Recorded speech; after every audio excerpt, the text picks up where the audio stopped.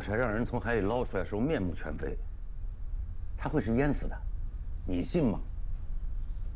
他社会关系复杂，兴许是被人寻仇呢。我派人查。查什么查呀？把人扔海里，这一看就是赵家的手笔。行了，你别那么冲动，我先问清楚啊。你行了，这已经是第二个，第一个的结果我到现在还没等着。你让我将来怎么找线人？我是害人吗？那你打算怎么办？查，赵家的事儿，我要一查到底。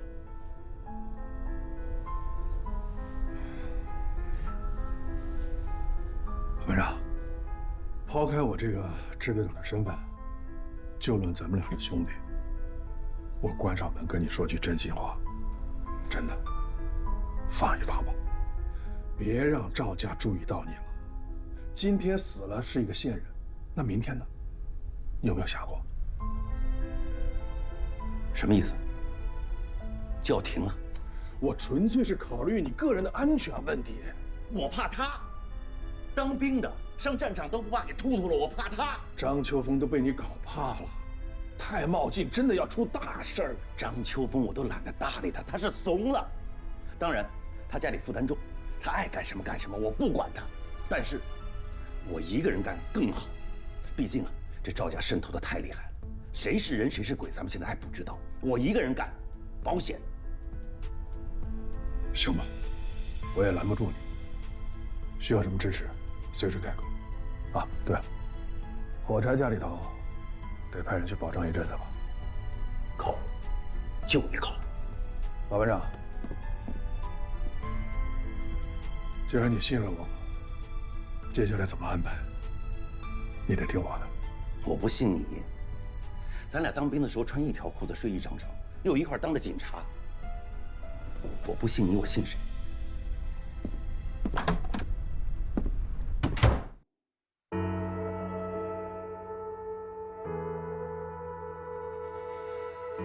静静听梦的声音，很少有回应，偶尔才清醒。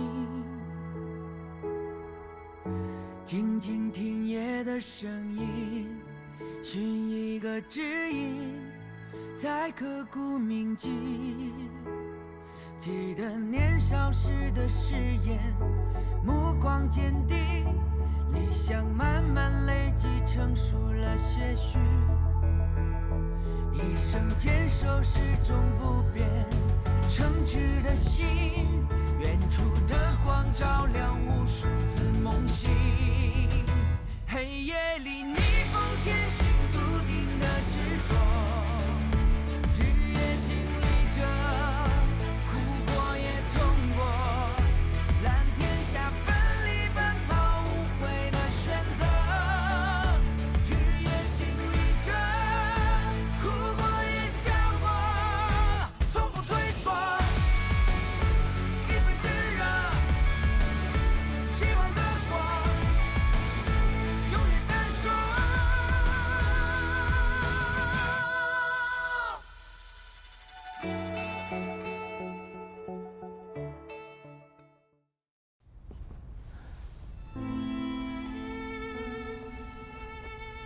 齐英，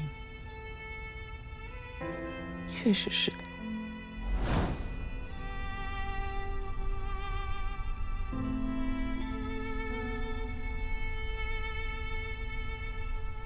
你确定不通知孩子的父亲过来吗？不通知。我希望他永远不知道。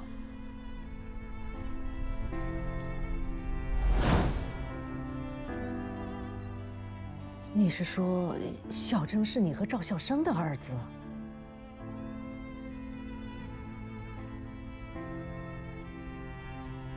你不是跟我说，当年同学会之后，小白，我骗了你。当年我跟赵小生离婚之后，才发现自己已经怀孕几个月了。我当时真的特别害怕，我怕赵小生知道，他要是知道了，一定会把小征从我身边抢走的。所以我不能告诉任何人小郑的真实身份，包括你。这个秘密一埋就是几十年。我本来以为我不说，谁都不会知道，可我怎么都没有想到，事情会走到今天这一步。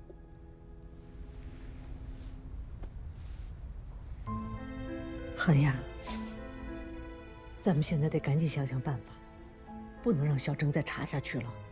这不就是在查自己的亲生父亲吗？难道非要等到小郑拿着手枪顶着他爸爸脑袋的那一天吗？那不就是大逆不道吗？还有你，这件事除了我，你可谁也别说了。你传出去，流言蜚语就起来了，对你的工作会有影响的。小白，你不恨我吗？我怎么能恨你呢？要恨也恨那个赵孝生，都是因为他，是让他害的。小白，我欠你的实在太多了。现在当务之急就是赶紧想办法帮小郑搞定那件事儿。赵孝生我是不能去找了，全得靠你了。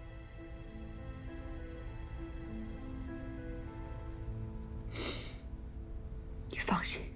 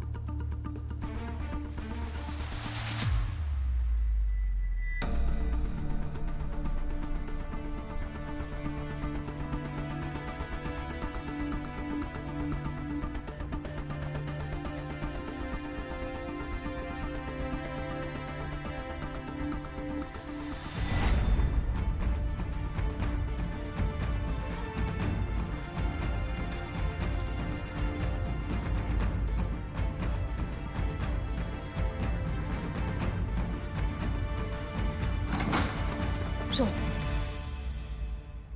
你怎么到这儿来？怎么打不通你电话啊？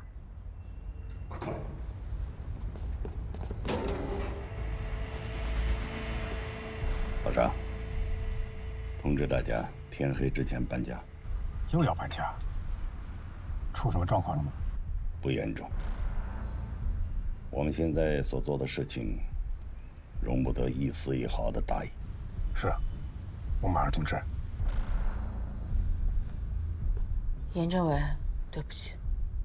长征被检察院带走调查，你们专案组现在是大家关注的焦点。你今天到我这里来，既不是在约定的时间，也没有进行事先联络。你知道你这样做有多冒失吗？啊，一不小心，我们秘密调查组都会因此而暴露。严政委，我错了，我只是一时心急，下次不会了。下不为例。长征的事情，我刚刚打听了。从曹大龙的死到长征被带走，接下来是网络谣言的密集散布，这一连串的事情环环相扣，显然是经过精心设计的。所以我严重怀疑，这幕后黑手就是赵家。你看，很明显，曹大龙的死还有长征被带走，他们就是最大的受益人。恐怕没有那么简单。长征这次面对的局面，比上次更复杂，也更凶险。严志伟，我们总不能眼睁睁地看着长征被陷害吧？这件事情我会想办法解决的，你赶快回去，以免引起怀疑。好。秦燕，我最后再叮嘱你一句：关心则乱。以后不管遇到任何的事情，你需要做到的是冷静。是，知道了。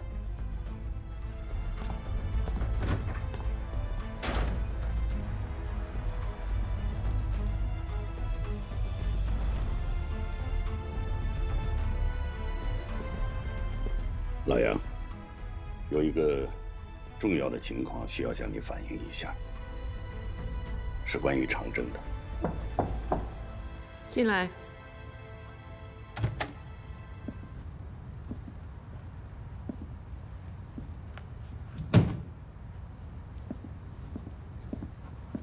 韩市长，你找我？老秦，坐。哎。我想问问，长征那个案子，检察院的调查有什么新的进展吗？哦，暂时还没有。现在上上下下都很关注这案子，所以检察院方面处理的也很谨慎。我挺意外的，本以为放了曹大龙，事情能够告一段落，没想到又生出这么多的末节来。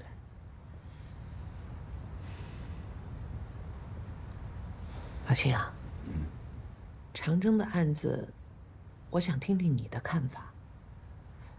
你认为，长征作为一个警察，会知法犯法吗？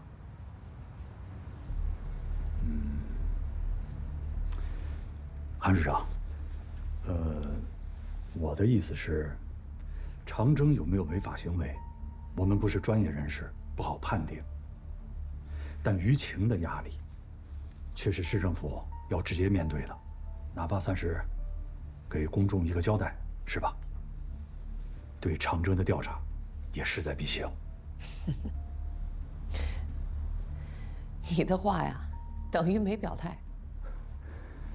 没调查就没有发言权，我是不敢妄断。老秦，你这话说得好，没有调查就没有发言权。对。所以长征这件事情，我的看法是，还是要深入调查，既不能包庇袒护，也不能让奋斗在一线的公安民警被栽赃陷害，你说对吧？韩市长，您的意思是？我建议啊，立即召开市委办公会，一起商讨一下，看是不是能请省检察院和公安厅组织专人成立一个联合调查小组，针对长征一案深入调查，找出真相。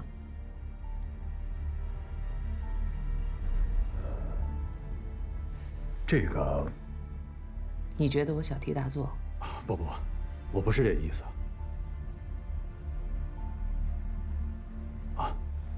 我马上就去办。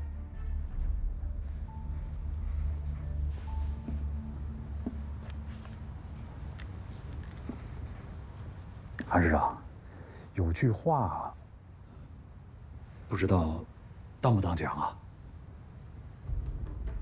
我觉得你对那个长征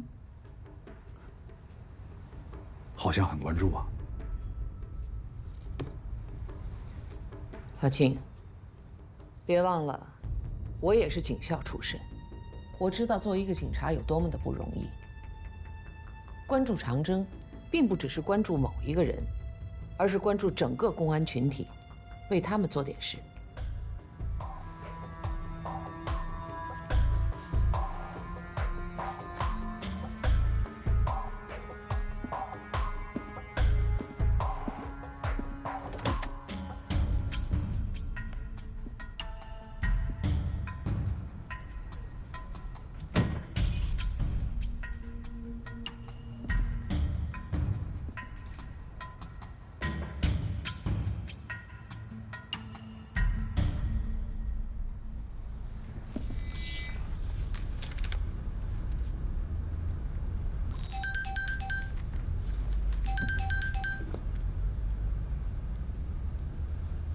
小杨。国华，关于你反映的这些情况，我们召开紧急会议进行了沟通。长征这条明线的调查工作，对于秘密调查组非常重要。他这次被举报违法办案，疑点重重，很有可能是赵家人及其保护伞对长征的又一次构陷。今天下午，昌武市政府分别给我们厅和省检察院发了函，希望我们能够派人员到昌武，跟当地的公检法机关成立联合调查组。我们也跟省检察院碰了头，一致决定立即成立由省公安厅和昌武市人民检察院组成的联合专案组，对长征的案子进行深入调查。联合专案组的组长由你担任。另外，昌武市检察院的肖晨同志此前直接负责本案，所以可以将他招进我们的联合调查小组。省公安厅的正式公函已经发出。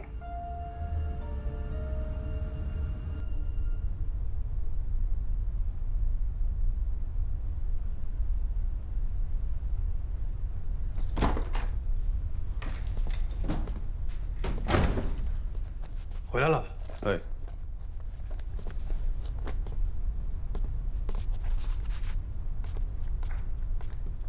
我妈呢？啊，你妈跳广场舞去了。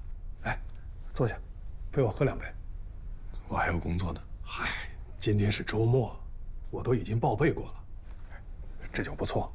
来，坐下。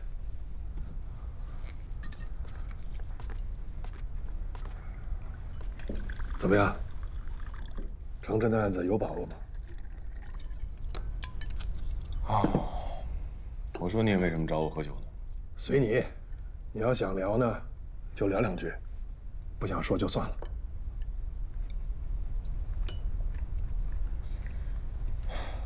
怎么说呢？其实我觉得案件本身并不复杂，复杂的是外部环境。怎么讲？现在网络上把这件事情炒得沸沸扬扬，舆论也一边倒的大肆攻击长征，大有一副不把他拉下马誓不罢休的架势，这对办案人员影响特别大，仿佛不给长征定罪就是不顺从民意。但是真正的民意是这样吗？我不这么认为。那你认为，什么才是真正的民意？真正的民意就2个字：真相。行，有点长进。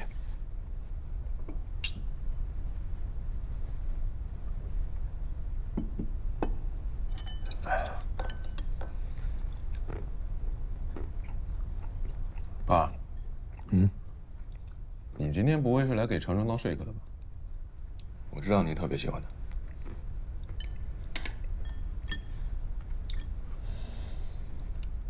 小陈啊，爸对你的要求是秉公执法。你往后的路还很长，我希望你每一步都走对。有时候一步走错了，想要回头就难了。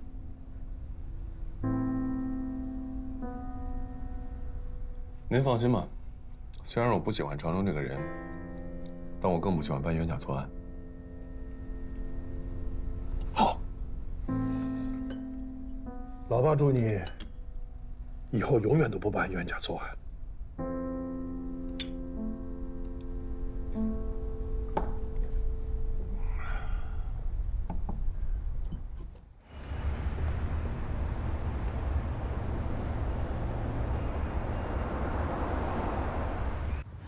小陈，这位就是省公安厅派来的严国华同志，是这次联合专案组的组长。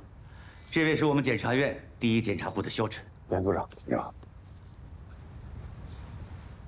这位是滨西刑侦大队的金燕同志。我们认识。哦，我来之前先去了一趟滨西刑侦大队了解情况。小金听说我要到检察院来，就主动提出要给我当司机。哦，对了，关于长征的案子，有些情况他要跟你沟通一下。那行，你们俩先聊着，我跟严政委还有点事儿。导员，去我办公室吧。好。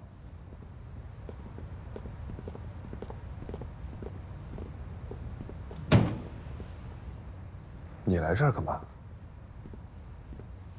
你又不接我电话，那我只能找上门了呀。我没有不接你电话，我就是想……不用解释了，你肯定觉得我给你打电话就是为了给长征求情是吧？难道不是吗？求情倒是谈不上，因为长征他根本就没有犯错。你怎么就这么肯定？你有什么证据是吧？我没有证据，但是我亲眼看着曹大龙安然无恙地从审讯室出来，而且我跟长征在一起工作那么长时间，他是什么样的人我心里清楚，我相信他。萧晨，我知道之前因为你师傅的事情，你一直对长征没什么好感，但是你反过来想想，其实你师傅还有长征明明就是同种人，他们较真认死理。为了追求真相，哪怕在险境里也不会放弃。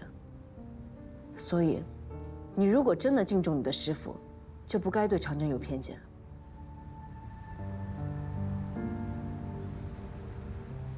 你是怕我把对长征的偏见带到办案中？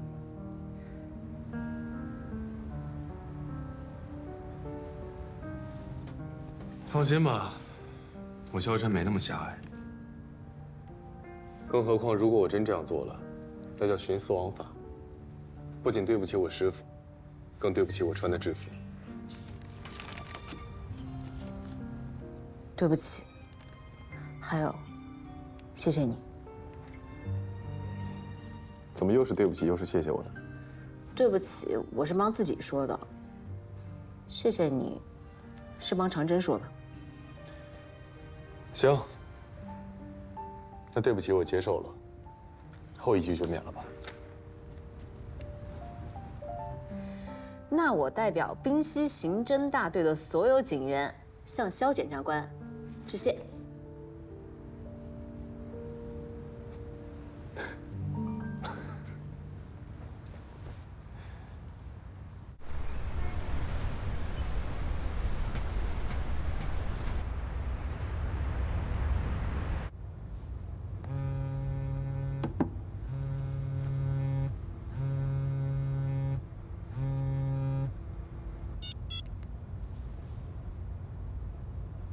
严国华已经入住了市检察院，联合专案组正式接手了长征的案子。知道了。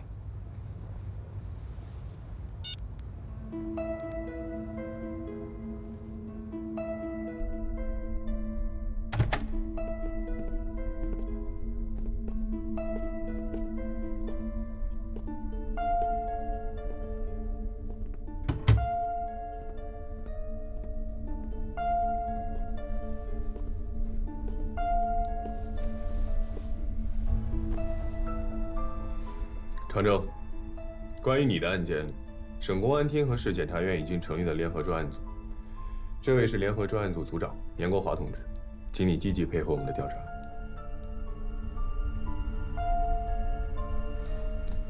长征，你把讯问曹大龙的过程跟我们详细的描述一遍。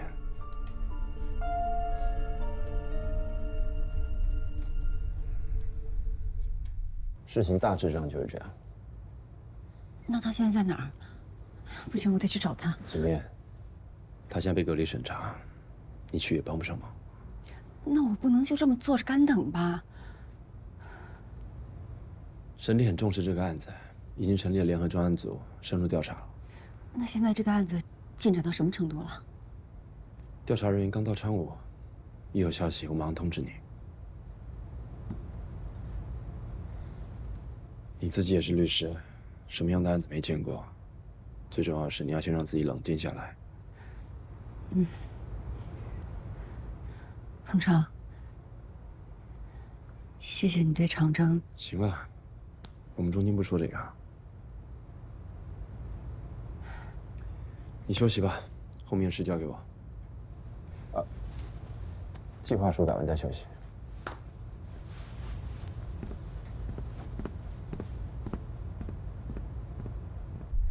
宁宇，讯问曹大龙当天，长征是不是让你守在询问室外？是。他为什么那么做？因为我师傅他怕泄露讯问结果。讯问室就在你们刑侦大队，哪来的泄露一说？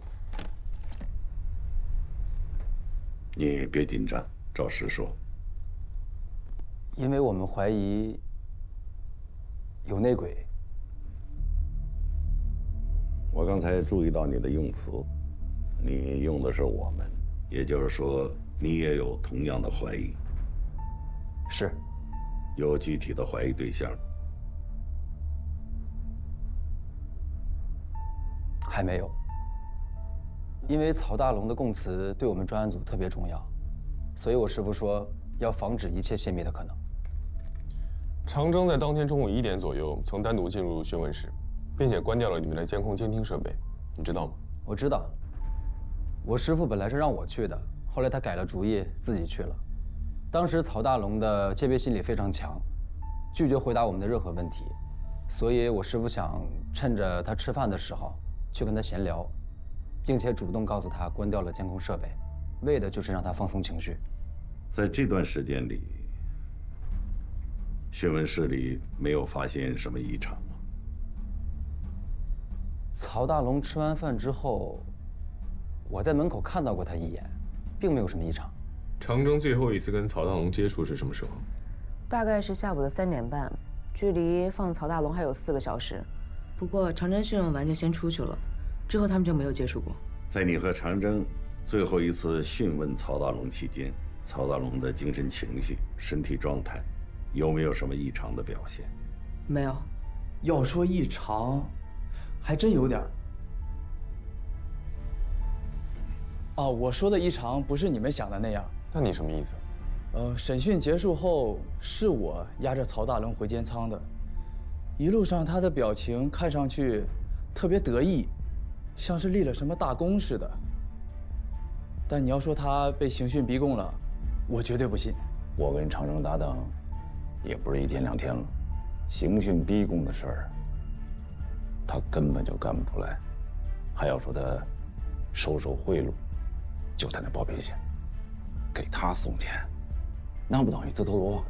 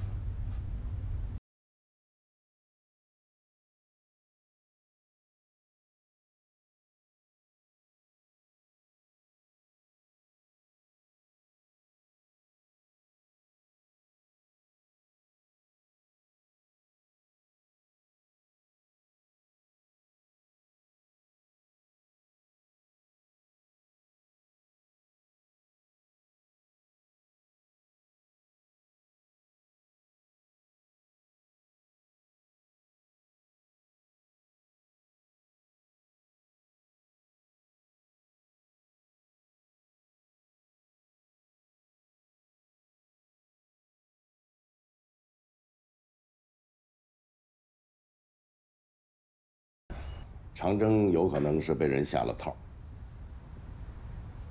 接下来，我们要重点核查3个事实：第一，曹大龙究竟是不是死于自杀；第二，他的身上有没有留下刑讯逼供的痕迹；第三，网络上散播的有关长征收受贿赂的举报是否属实。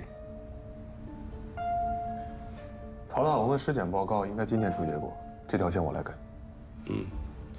那收受贿赂这条线交给我吧。好的，我们各忙各的，抓紧时间。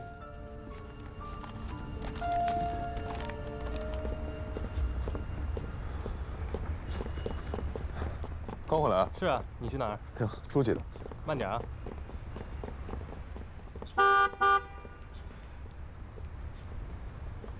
你怎么在这儿？等你啊，上车。你知道我要去哪儿吗？法医鉴定中心吧。你怎么知道？长征这个案子的核心线索就是曹大龙的尸检报告，你不去那儿还能去哪儿啊？上车吧。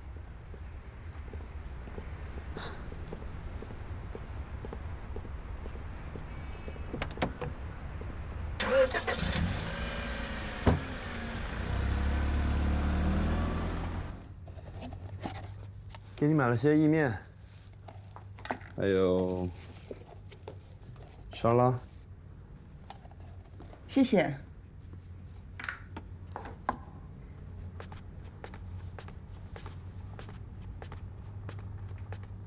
忙什么呢？在网上看看有关长征的消息，不管真的假的，我都看了一遍。现在冷静下来，分析了一下，长征这个案子应该很快就会有结果，他不会有事的。这么肯定？网上这些有关他受贿的消息，完全都是捕风捉影，没有一点点实质性的内容。如果受贿是假的，那刑讯逼供的指控也不会是真的。真下了功夫啊！我现在能为他做的，好像也只有这些吧。既然不用担心，那吃饭吧。吃。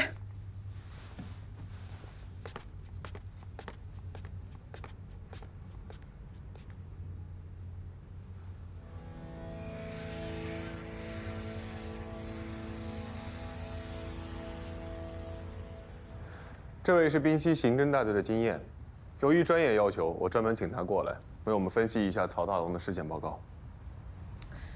那我们来看一下，死者曹大龙的四肢还有躯干没有明显外伤，皮肤上有弹性，上有海水结晶物。死者的头发、皮肤、口腔、鼻腔均有藻类生物附着，这个符合海水溺亡的特征。我们接下来往后看。这个呢是法医从他的指甲里面找到的一根纤维物，上面还有血迹，而这个血迹不属于死者，所以法医判断曹大龙在生前有过拼命的挣扎，而他的指甲划破了凶手的衣服以及皮肤。血型鉴定过了吗？鉴定完了，与死者还有长征的血型不匹配。单凭纤维上的一丝血迹，还不能断定曹大龙就是他杀。所以我们接下来往后看。这个是曹大龙头发的照片，这应该是凶手在往水里拽他头发时留下来的伤痕。法医鉴定结果，他杀。我呢刚才就挑了一些重点说，其他的细节都在这个尸检报告里面，大家可以看一下。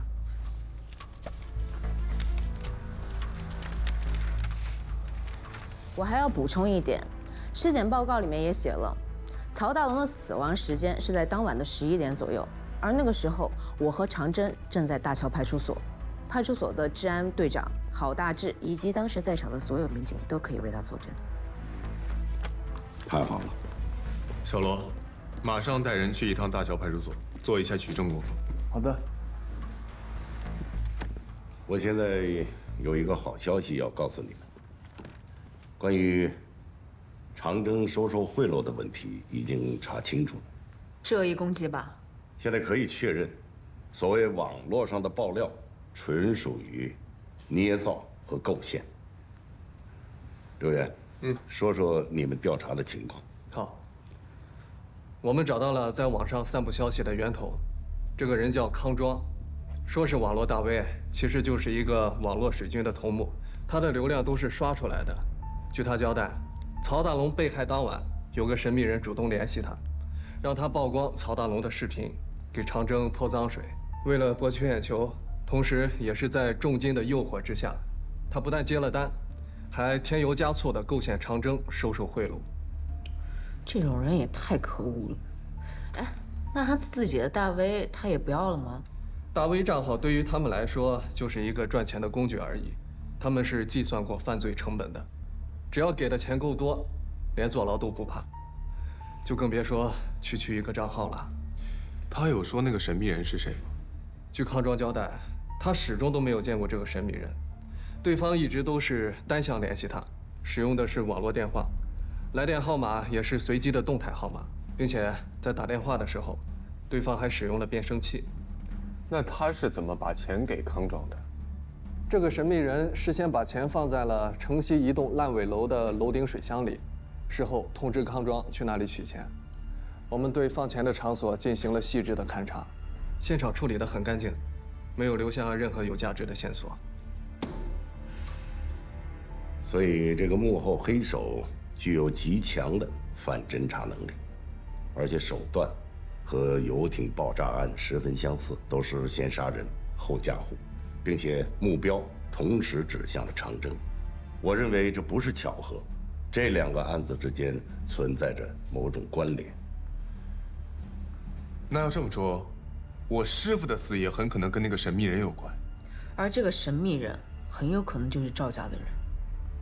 先不说这个神秘的人物是谁，我们现在可以体会到，长征在侦办游艇爆炸案的过程中，面对的环境和对手有多么凶险。如果在这样的情况下还要遭遇冤屈，我想这会让我们奋战在第一线的所有办案人员为之心寒。所以我认为当务之急，我们必须以联合专组的名义，迅速地形成对长征一案的调查结论，报上级领导部门尽快地恢复长征的名誉和工作。我同意。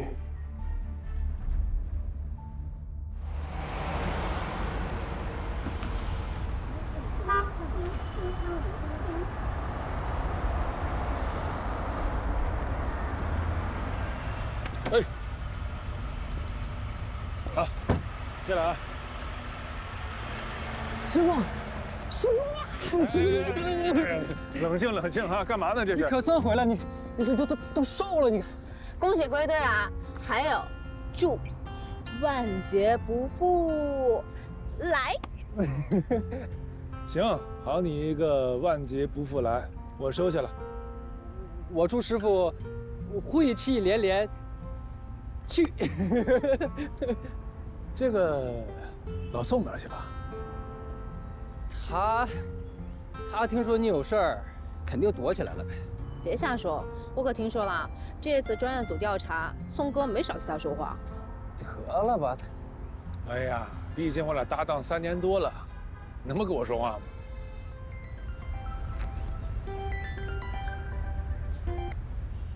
小姐，现在可是上班时间，不在岗位上，在哪儿瞎混呢？小姐，我这前脚刚刚放出来，您电话就追来了。行了，别废话，赶紧到我这儿来一趟。是。小去找我。来，走吧。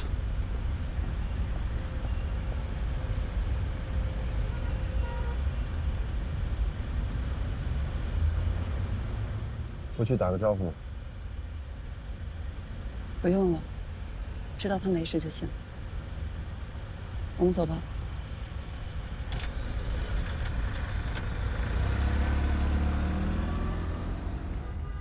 好的，好的，你们辛苦了。我代表市委市政府向你们表示慰问。谢谢。好，再见。我就相信这孩子是被冤枉的。我嘞也是向韩市长汇报长征一案的调查结果的。看来你已经知道了。市检察院的徐斌检察长刚刚给我打了电话，说了这事儿。哦，好，那就好。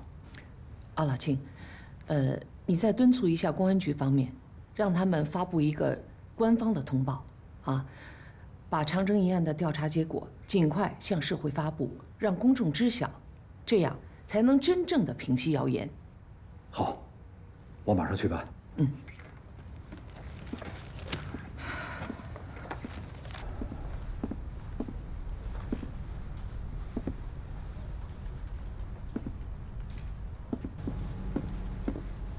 小姐，进来。气色不错呀，坐。是。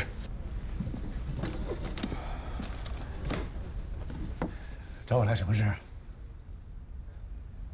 是这样啊，经过局里研究决定，恢复你所有的职务，包括游艇爆炸案专案组组长。我就想听听你的想法，接下来有什么打算？打算是什么意思？这么说吧，这个游艇爆炸案，你还有没有信心查下去？那肯定得查下去。你就不怕再被人算计？师傅，我跟你说实话，我现在生怕他们不再算计我。说说。您看啊，他们越这么往死里整我，越说明我们的侦查方向对了，戳到他们痛处了，他们才会这么隔三差五的往死整我，对吧？他们出手的次数越多，他露出破绽的几率就越大。可是曹大龙现在已经死了，你所有的线索都已经断了。那就从头再查呗，怎么办呢？反正这个事儿他只要干过，肯定会留下痕迹。我们只要用心查，肯定会有线索。我怎么觉着你小子进去这么一趟，底气反而更足了呢？这叫大血压轻松，轻松挺且直。还学游了？这都谁教你的？那跟师傅学的呗。行了，你的态度和决心我知道了，你跑去吧。是，那我先走了。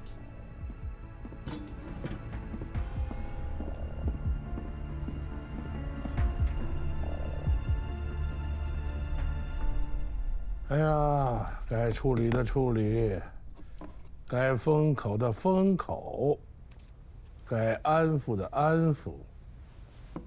你的这番操作呀，比我预期的要好。不过你也不要怪老大老三他们在网上这种愚蠢行为，即便他们不这么做，警察也能查出曹大龙的死因。严华来的时候我就有预感了。哎呀，这一局啊，我们没有输。虽然没把长征拉下马，但曹大龙这个软肋，我们把他拿掉了。你看，曹大龙既是凶手，又是唯一的证人，现在他人不在了，所以长征在翻当年那个案子，几乎就是零。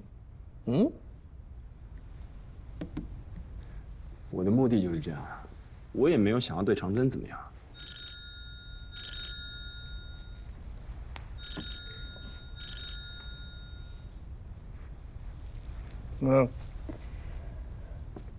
说。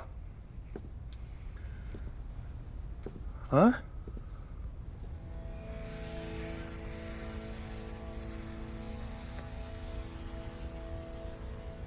我知道了。啊？怎么可能？你亲叔电话说你妈最近格外关心长征，而且省市成立联合调查组，就是你妈支持的。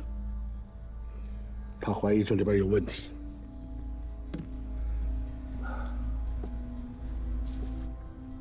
什么问题？什么问题？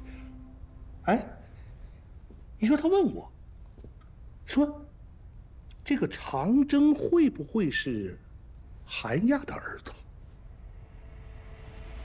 不会吗？哎呦我天，疯了！嗨，就即便当天他怀上了，我怎么可能让他带走赵家的种呢？爸，你常说不怕一万就怕万一，没有万一。嗨，我告诉你，你妈这个人我太了解了，让她为赵家生孩子比登天都难。哎，那我这是……不，你妈怀你的时候吧，我们的关系还没有发展到那种程度。啊，哎，你知道我为什么会同意和你母亲离婚吗？不是被人发现你在外面两个私生子吗？那是我故意让他发现的。老四啊，你不知道啊，当时啊，我们赵家的生意做得非常非常大，这里边很多事情，我告诉你都是见不得光的。如果你妈知道了，肯定会去检举我。当时你不知道啊，你妈年轻、漂亮，又聪明，又有魄力啊，一门心思往上爬，她怎么可能让我做她的绊脚石呢？影响她的仕途呢？所以你妈是个彻头彻尾的利己主义者。她跟你那几个哥哥的母亲根本不一样，他们呢根本就兴不起风浪，更翻不了赵家这艘大船，所以你妈是最危险的。所以你妈呀，行，爸，这些我都不在意，我在意的是严国华。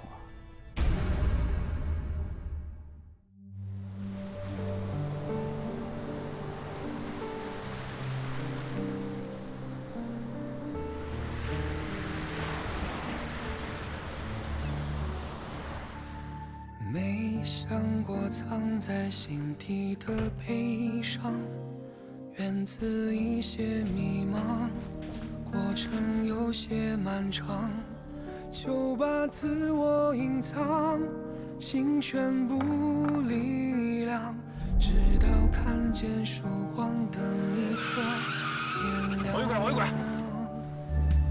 没想过独自前行的彷徨，情绪无人分享，压抑热血满腔，看着理想摇晃，把战歌哼唱，牢牢把这使命放心上。有些失望终究会被希望原谅，有些对错终究会被现实隐藏，有些谎言终究会被结局埋葬，有些坚定终究来自心坦荡，那些孤独终究会被圆满补偿，那些深爱怎么去伪装，那些伤害怎么退让，等到天亮，阳光终究会带给世界光亮，那些伤害怎么退让，等到天亮，阳光终究会带给世界